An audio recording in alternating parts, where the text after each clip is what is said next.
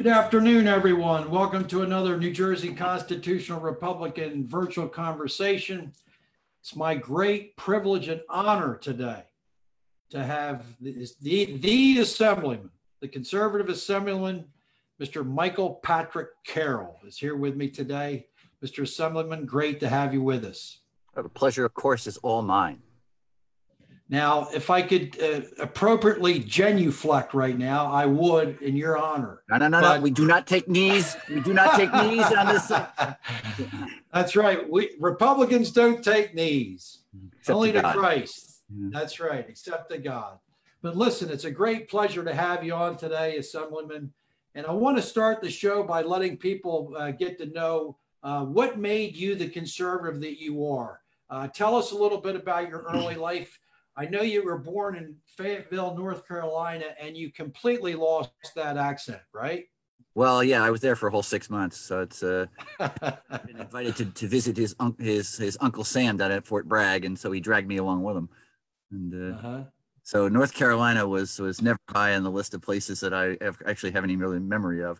Now, I lived in New Jersey essentially for my whole life, and as you say, both my parents were reporters. Of course, they were Democrats. What else would they be?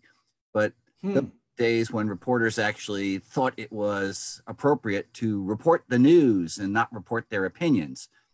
And my dad was sort of a strange kind of a reporter and a strange kind of a Democrat. You know, he used to say there was one word to describe our family, just one word: Irish Catholic Democrat.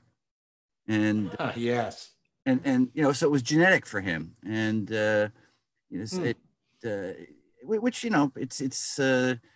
the point was, I listened to him. He's a kind of Democrat who could say that government should be starved for funds. Now, how many other Democrats do that today? So, he read Jefferson. He was a very well-read man. And I'd like the reason I'm a Republican and a conservative is because I listened to what he had to say. Although I should say this, in the interest of it, my dad actually was such a Democrat, he almost named me Adlai. Adlai Stevenson, after Adlai Stevenson. How about that? I'll tell you a quick story about how I started to get interested. At 10 years old, middle of 1972 presidential campaign, my father would wake up in the morning and he's watching the Today Show and he's saying, USOB, Edmund Muskie, USOB, Morris Udall, USOB. George McGovern, USOB. And I started thinking, why is my dad getting so upset about all this? And it was because of the left views and the Democrats who were, of course, getting ready in their primary, with McGovern winning, eventually taking on Nixon, who incidentally won in a landslide that year. They sound like conservatives today, though. Yeah, they would. That's right. They would be. No question about it. But now, as you went through, it's very interesting about your parents. And of course, during 1972, everybody was wondering if Ted Kennedy was going to run. So I'm sure your father was very much tuned into that situation. Yeah, but I think, remember, he ran into a small difficulty right about that time, as I recollect. Yes. Made you might say he made a bad left turn. And yeah, and literally. So that ended that. And and the fact was that my dad, I think he once told me that his only Republican presidential vote was for Richard Nixon because he couldn't tolerate just how wacky George McGovern was. And right. We look back on George McGovern and some of the things he said, and they sound almost sane compared to what the modern day Democrats are up to. They would. There's no question about how much. We were talking earlier about the pre-progressives and the post-progressives. And of course, there's a big difference between the two. And I say 1965 really was the year, once the Great Society started under LBJ, the Democratic Party has continued to move further and further and further left. But Assemblyman, talk to us now about your experience in college. Johns Hopkins University you went to. Right, Johns Hopkins University down in Baltimore area. And then you went to Rutgers. And you came out of Rutgers a conservative. So tell us a little bit about that experience. It's actually kind of funny because I was in 1972, the election you talked about. I've got some pictures. I was a freshman in high school at that point. And I have pictures of me with all sorts of Nixon buttons on, which again, sort of troubled some people that, my Democratic family. But I was still not 100%. I remember having a discussion about that time with my mother, and I was talking with her. We were driving to a doctor's appointment. I remember it distinctly. And I was saying to her, you know, if food production is so important, how can we leave that in private hands? And she sort of smiled at me. And you know, it was one of those things where at the time, when you're a child, you think, okay, important things should be run by the government. And then when you grow up, you realize the more important things are, the less government should have to do with them. You know, it's Mexico took over the oil industry and all of a sudden managed to lose money with oil wells, or New York City took over off-track betting and managed to lose money as a bookie. That's just how government is. But that's when I went off to college, I was still not a determined conservative. I was still a gun grabber, for example. I had the handgun control sticker on the back of my car. Freshman year at college, I was assigned as a part of the debate team we were doing consumer product safety that year. And my first project was to do research on gun control. So I did the research on gun control. And within 2 weeks, I had decided that I had made a fundamental error and took the handgun control sticker off the back of my car. And it's again, that's the power of ideas. When you think things through and you are not emotional and you're not devoted to a particular ideology, and you allow facts to control your views, then you become a conservative. That's right. No question about it. We as conservatives, we think, whereas Democrats are often motivated by emotion. Oh, but talk to us about you. You're also, were you not president of the College Republican National Federation at that time too? Correct? No. The president of the chairman of the College Republican National Convention at that time was a guy named Carroll Rove. Maybe you've heard of it. Exactly right. And we've heard of him. And so I was the president of the College Republicans at Johns Hopkins. I was a region co-director, had some state offices down in Maryland, worked with people down that way. Then came up to Morris County, formed the Young Republicans of Morris County, which had died out, and I resurrected it. Ran for county. I was one of like 5 Republicans in my Democratic district in Morristown. Ran for council twice there and got shellacked. But then when Florio was elected, I ran for the assembly. My first attempt at the assembly was on a platform of roll back Florio's taxes. That was on everything. Up until that time, people weren't really using signs in this area. So the slogan, roll back Florio's taxes. And I came within a whisker of winning because people were so annoyed back when people in New Jersey objected to high taxes. And so the next year. And that was 1994, correct? We don't elect assembly officers in even number of years. That's right, 93 it was. 93, and then I won in 95. In the primary, I defeated a guy named Chris Christie. About that. That's remarkable. Now, before we talk about your distinguished assembly career, talk to us about interning for someone who's a great mentor of mine and many of the Constitutional Republicans, and that's Assemblyman Jack Kemp. It was Congressman. Congressman Jack Kemp, who was also vice presidential pick for Robert Dole. So tell us about Jack Kemp and some experiences you may have, or what you thought was extraordinary about Jack. In 1978, in late May or early June, I got perhaps the best political mailing I've ever received in my life, as a person concerned with facts. It was from a guy named Jeff Bell. And Jeff, the United States Senate against Cliff Case, who was about as far left as it's possible for a Republican to be. And Jeff sent out a little letter that said, in effect, I'm Jeff Bell, here's where I stand, here's where Cliff Case stands, here's where you stand. And so, for example, was build the B-1 bomber, Panama Canal treaties, things like that. And I went down the list and I realized that I agreed with Jeff Bell on everything. And so I worked this campaign all summer long. Well, Jeff was tight with Jack because at the time, Kemp was the proponent of a one-time 33% tax cut to stimulate the economy, and the Kemp-Roth tax bill. And so using my vast connections with the Jeff Bell campaign, I got Congressman Kemp to give me an internship down in his office for a year, and spent 2 days a week down in D.C. at the I think it was 2244 Rayburn House office building, but it might have been 4422. I don't remember, but down to the far end of the office building. He was a great guy, but very idea oriented. Used to go to the Young Republic or the College Republicans meetings all the time. Was always very accessible. Very involved guy. As you know, he was a football player. I think he majored in PE when he was in college or something like that. But he was a voracious reader, a voracious consumer of ideas, and was one of the foremost economic moving parts of the Republican Party back in those days. He was working with Jude Wanniski and a few others. By the way, Jude wrote a book called The Way the World Works, which is still a classic. And so the only story I have about Jack actually is interesting because on the day Kemp Roth, the Democrats actually allowed it to be posted, and of course they beat it because they said we shouldn't cut taxes. That's no way to run a country. And he came back to the office about 4 o'clock and he was storming, and there were a whole bunch of reporters behind him, and he turned around and yelled at them, "Your taxes are going up." That happened to be the day that I had been assigned by the college Republicans to have a member. So I had to get some memorabilia to raise money for a fundraiser. And so I brought a football for him to sign. And so he's in an ill humor. I said to him, "Congressman, I'm really sorry to approach you, but we're doing this fundraiser. Could you please sign this football?" His eye lit up.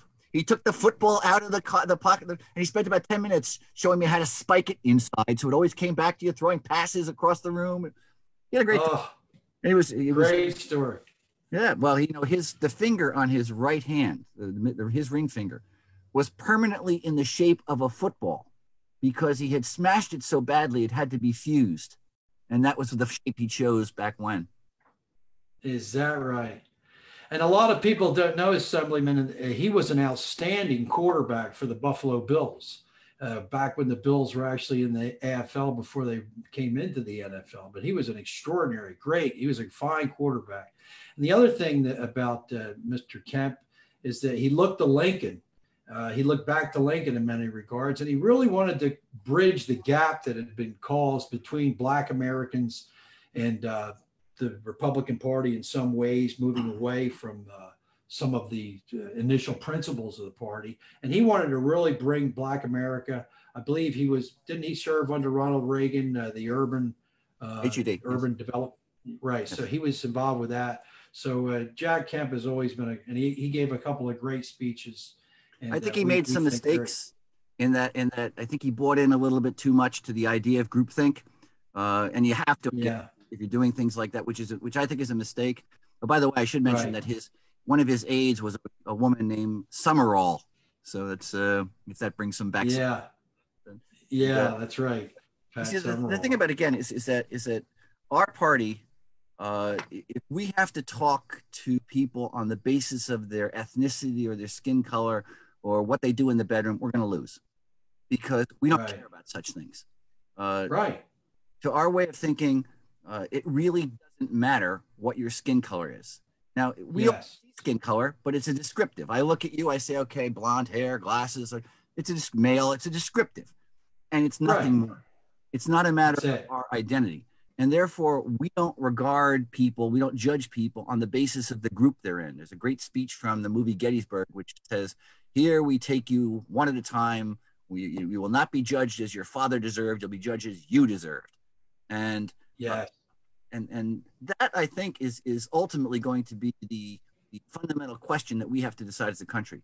Are we a collective of people all together judged by the basis of the group, or are we judged on the basis of our individual merit and our individual abilities? Absolutely. Couldn't preach it any better myself, Assemblyman. We talk about it's not what you are, but it's who you are. And that correlates with what Martin Luther King said in his famous speech about instead of judging somebody by the color of their skin, rather the character of their person. And it's amazing how the left likes to use Martin Luther King in many ways, but they don't, ideologically, they're not aligned with him at all in that regard. There's essentially no part of the former civil rights movement that the hard left of America has not completely abandoned. For example, plaintiffs in Brown versus Board argued succinctly that their guiding principle was, you shall never use race to make a determination in education. And of course, they took it further in other things. Never used race. There is no Democrat today that could appear and seek national office saying that race should never be used by the government to make decisions. They get right out of their party or yelled out of their party. Right.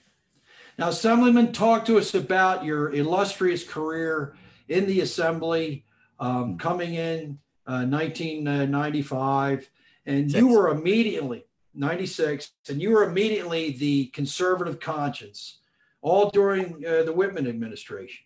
In 2003, you were awarded by NJ Monthly the most conservative of anybody, which I think you should have won every year, not just 2003. But talk to us about they retired the award.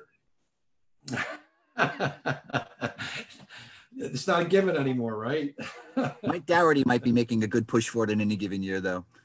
Yeah, well, I think our man Michael Testa will be too. I think he's doing a great. Never job. Had the pleasure, you know. He was. Well, I'm gonna introduce you to him. We're gonna go out and have a couple of Irish.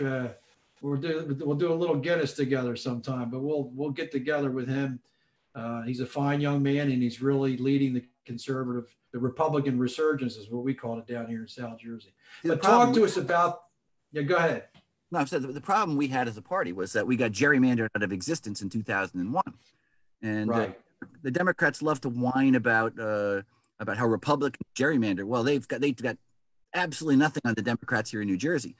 We picked, and again, part of it's our own fault because our leadership picked a nutty college professor to draw the districts, and he totally ignored our New Jersey Constitution about dividing up towns into more than 2 districts. And when even Tom Moran has to admit that the Republicans got 54% of the votes a number of years ago, but only got 40% of the seats. Something is very wrong with the way the maps are drawn. So that basically made it impossible, even to the extent that we could have in the old days gotten something decent through. Once 2002 with McGreevey and the rest, and the Democrats took effect, it became impossible to do anything of any real substance. That's why New Jersey has been in one long downward spiral. I mean, the Republicans certainly, you mentioned a particular governor a while back who I had my differences with. Right. You know, we did not see eye to eye on much, but you know, at least at the end of the 8 years or 7 years of the Whitman administration, when she left office, for example, the pensions were fully funded.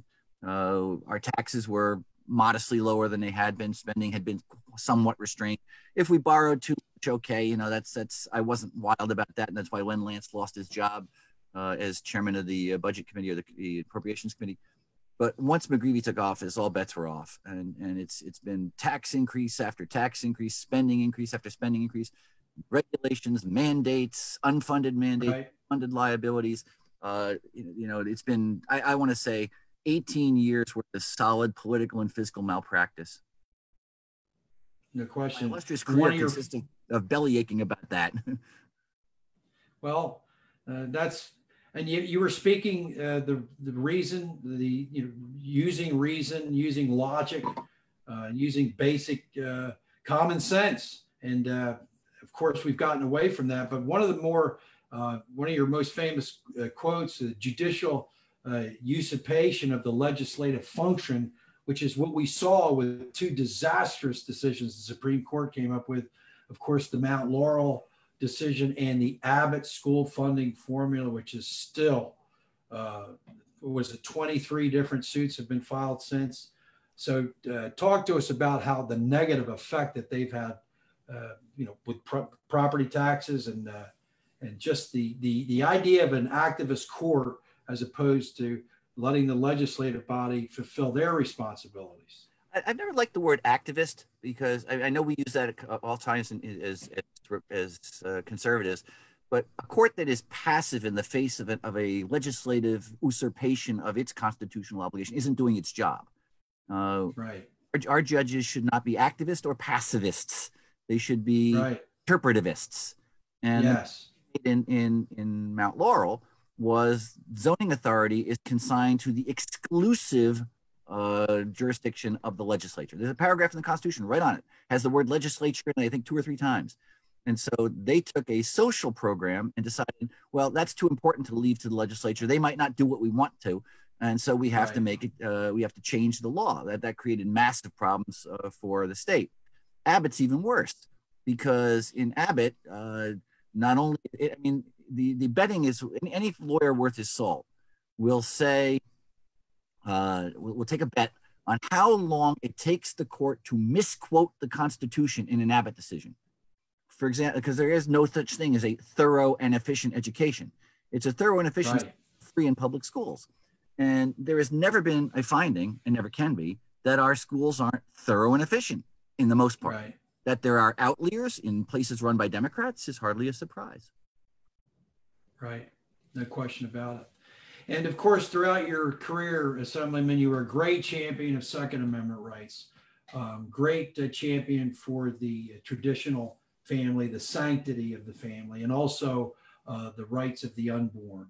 And over the last, earlier in the year, we've been producing a series called Abortion v. Natural Rights. And one of the segments, we showed all the different foibles that occurred with the Roe v. Wade decision.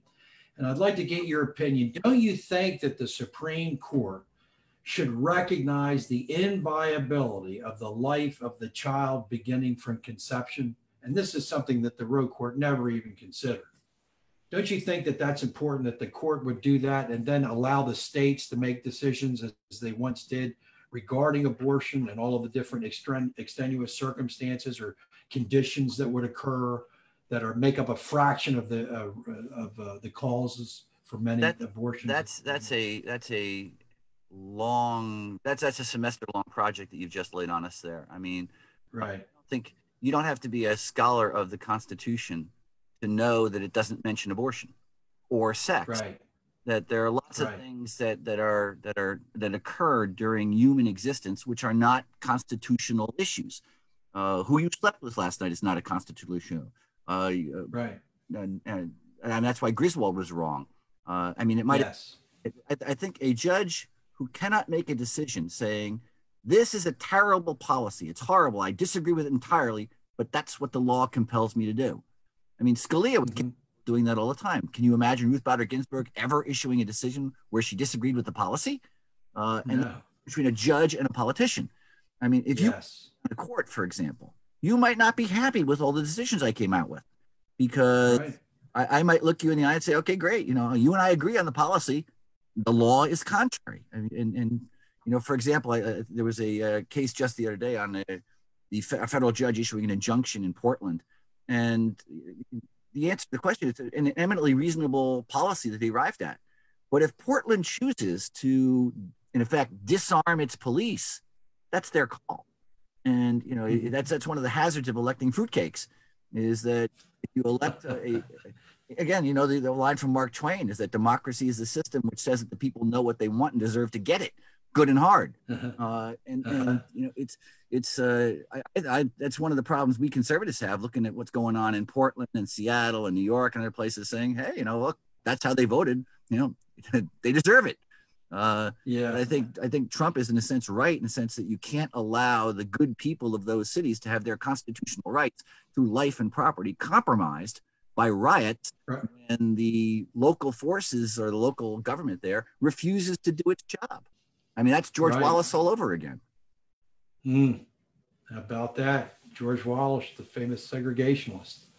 And it's interesting that we talk about the judges. Oliver Wendell Holmes said that if the people want to go to hell, it's my job to make sure that they get there. Well, showing that there's an old story that Learned Hand, or I think it was Learned Hand, and he were on the street, and Learned Hand, in his burst of enthusiasm, said, "Go do justice, sir." And Holmes stopped his carriage and said, "That's not my job. My job is to interpret the law." And you know, and that's the point: is that judges exist to interpret the law, not to impose their will. And unfortunately, our leftist colleagues do not understand the difference. True. Now, I want to get your opinion on a couple of contemporary issues, Assemblyman. First of all, what are your views on the director, the executive orders given by the current administration regarding the pandemic and the lockdown? That's again a broad subject. I mean, it seems to me some of them are arguably justifiable. They have to be tested in court. But I think what is incontestable is the fact that he has applied them unconstitutionally and selectively. You can't tell people, they can't get married or hold a funeral while you're out there holding hands protesting. You know, he violated his very own regulations. You know, the law for thee, but not for me. Right. And so even if you accept some of the regulations are in fact within his constitutional authority, you can't pick and choose. That's the epitome of a content-based restriction, which is patently unconstitutional. No question. And then, of course, we have a couple of lawsuits that have recently been filed. One of them by the NJGOP, Doug Steinhardt, Michael Testa, our LD1 state senator, is going to be leading the case. And then, of course, gubernatorial candidate Jack Ciattarelli. And I believe he has people on his side who were involved with the Lance V. McGreevy decision. So what are your thoughts on that? What would happen? What do you think will happen with that situation? Our Constitution permits us to borrow without going to the people in emergency situations when there's a necessity. I think they said times of insurrection or invasion or what have you. And clearly from the language, what the people did when they adopted that provision was to say, if we have additional expenses above and beyond what we're spending today, which are caused by a catastrophe, let's say we had to borrow $1 billion to fix earthquake damage or something along those lines, that's within the prerogative, or actually to do relief with the earthquake. What he has done is said, in effect, I'm going to borrow money to continue what we've been doing. It has nothing to do with the virus. We just have this economic collapse. Now, that's 2008 all over again. How is it that we couldn't do it in 2008 because we had an economic downturn? The reason for the downturn doesn't matter. You still can't borrow unless you're using the money to address the consequences of the emergency. Mm-hmm. Yeah. Now, we're going to be wrapping up soon, Assemblyman.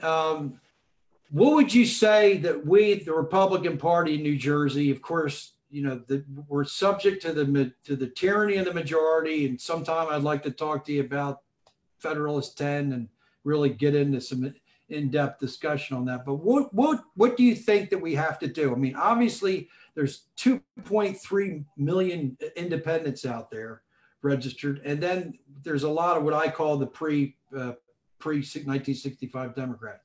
What do you think we have to do? Is it possible that we could possibly gain minorities again or majorities again, rather in the state house in Trenton? I don't think with the present district, not with the present districts. I mean, you know, the Democrats did not draw these illegal districts to lose them. Just by way of an example, the 19 legislative districts which require the fewest votes to win are all held by Democrats. 7 of the top 10 districts which require the most votes to win are held by Republicans. So they gerrymandered the lines to make sure they win them. That said, if you want to appeal to the people, and again, I might sound like a bit of a pessimist here because I'm not sure it's possible. Because remember, we Republicans can never out-irresponsible the Democrats. No matter how irresponsible we are, they're always willing to see us and raise us. And take, for example, what we're seeing in Washington with the unemployment benefits. Those never should have been increased to over. You should never get a $600 gift for just staying home. That was a terrible idea. And now, of course, the Democrats want to buy votes by continuing it, which was entirely predictable. Because once you've issued the people a bribe, once you've given them something they haven't earned, they become used to it and they want it. Our party has always been, I see Lincoln behind you, okay? It's always been about freedom, saying, give you squat. We're just going to give you the freedom to earn that squat. And for a lot of people, they don't want to be free. Freedom is scary. Freedom means responsibility. Freedom means sometimes you're insecure. Freedom means you don't necessarily know how things are going to go. Freedom means you don't have the right to dip into other people's pocketbooks. And that's free. And so ultimately, the people have to decide whether they're brave and they want freedom, or whether they're cowards and they want to basically hide behind government skirts. That's very attractive. I mean, mommy gets her reputation for a reason. You know, it's the point is that we Republicans, I think Obama put it very well. He says, Republicans believe that you're on your own. And he was right, because that expression, on your own, is how we describe adults. People who are not on their own are children. And free government or free society depends upon people acting like adults and taking responsibility for their own actions. That's a lot to ask for a people. And and I'm not sure. I'm not going to sit here and tell you that I'm an optimist. Maybe we've come to the stage in this country where people just simply do not want to be free. Yeah, that's a sobering thought for sure. But as Lincoln talked about this either. but there you go. Cheers. But Lincoln talked about. Go ahead. No, go ahead. No, I was just going to say this is my alcoholic Dr. or Coca-Cola. Oh, there you go. There you go. Coke Zero. Yeah. Anyway, that's my ad push for today. I get paid for that. Well, that's good. We're big Coke supporters too. We love Coke. But as we finish up the show, Assemblyman, I want to talk a little bit of hockey with you. What do you think about the playoffs format and the structure that's going to be coming up in a few days? And the Rangers that drew the Carolina Hurricanes. And of course, you're a big Rangers fan and I'm a big Devils fan. But tell me what you think about the Ranger-Carolina matchup. Well, it's one of the – I don't like to make political predictions because words always taste better going out than they do coming back. And chewing down on a sports prediction is a mistake too. I mean, the Rangers have had the Hurricanes number for the last couple of seasons, and so right. It sounds like a perfect excuse to lose their number going into the playoffs. It's again, I've been a Ranger fan since right after Andy Bathgate hung up his skates, and so that's how long it's been. And in that period of time, I've seen him win one cup, and they came damn close to one. If I had to place a wager, I don't think the smart money would be on the Rangers to win the cup this year, but if you never know, maybe Shesterkin or Lundqvist or whatever, somebody will come in, step up, play big time goal. Maybe Zibanejad and Panarin will light up the league, and they'll figure out a way to play defense, which has always been their problem. And we'll see. Yeah, should go back to what I say. When the Devils first came into existence, I was in law school, and I actually sent them a note saying, I'll think about season tickets. They wanted a $10,000 bond. They wanted you to buy as a way to get season. I said, the hell with that. I mean, it's 1982. Yeah, it's ridiculous. And so I've been to a bunch of Devils games. I like the Devils. I don't object to them. I root for them when they're not playing the Rangers. And, I was always happy to watch them win when they weren't playing the Rangers, but at least they're not the Flyers. Yeah, well, we talked about how we both root. I root for the Rangers against the Flyers, and you'll root for the Devils sometimes too. So, but I want to tell you a funny story. And I remember Phil Esposito, Ron Greshner, Ron Duguay. You remember a guy by the name of Billy Sheehan who played on the team that went to play in Montreal? I believe what was it, 80? It might have been 89. They played the Rangers got in. No, it was very early. It was 1979. Yeah, that's right. It was 79, right? Billy Sheehan was one of my hockey. He was one of my hockey coaches. He used to. Was he? Is that right? He coached at the South Mountain Arena Hockey School. Yeah, he was a real water bug, and he was tough too. He could skate, and he was hard on the puck. I always really respected him a lot. But anyway, right after you guys won the cup in '94, Mark Messier's family were members at the country club where I was an assistant golf professional in Tampa, Florida. And one day there was a torrential downpour like there is in June, July, and August in the Tampa area. And guess who comes into the car barn where we're all waiting for the rain to subside, but none other than Mark Messier, just a couple of weeks or a week or two after winning the cup. And the cup was at his house, which was his father's house on the property. And he invited us all to come over and see the cup and have a drink and so forth. So we always, even though I'm a Devils fan, I have a lot of respect for Mark Messier and the real gentleman and fine man that he is. I'm going to have to write him a note and say he invited a Devils fan. He didn't invite me. Well, we'll see if you can get you to the next showing of the cup there when he gets it. Well, when the Devils won, I think their first cup, two of my sons were posed next to the cup at South Mountain Arena, and one of the Devils brought it to the Dublin pub in Morristown. So I've actually been there to see it, and it's It's amazing. Of course, the Holy Grail. We could talk hockey forever, but I'll just tell you, one of my great thrills in life, Assemblyman, was getting to meet and have a conversation with Lou Lamoriello, who I've always had a tremendous amount of respect for. And the Devils have never been the same since. And there's always a bit of peace. Every Devils fan remembers with the work that he did. There's a little bit of peace missing for me, all of us, with Lou now being with the Islanders. So we have the utmost respect for him. There's no rejoinder to that. No, that's true.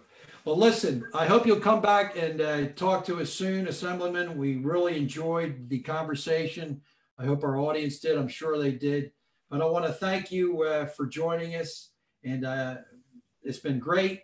And I want to thank you for joining me today. And if there's anything else you'd like to say before we end up the program. Send money. I was never good. That was one of the reasons why I left office, is I hated having to raise money. So that's fun. Well, listen, you're still gainfully employed, right? Oh, true. Yes. Absolutely. If I could afford you, I'd hire you to help us with the Constitutional Republican movement. But I'm sure you're gonna be involved anyway. But thank you so much, Assemblyman. I want to thank everyone for. Thank you very much, sir. We got to get to the reenactment next time. In which case, it's like this. Yeah, there you go. So we got to get to that as well as other issues we want to discuss next time. But thank you so much, Assemblyman. Have a great night. Thank you all for joining us. And everyone, remember that the Republican Party and Abraham Lincoln believe in liberty for all.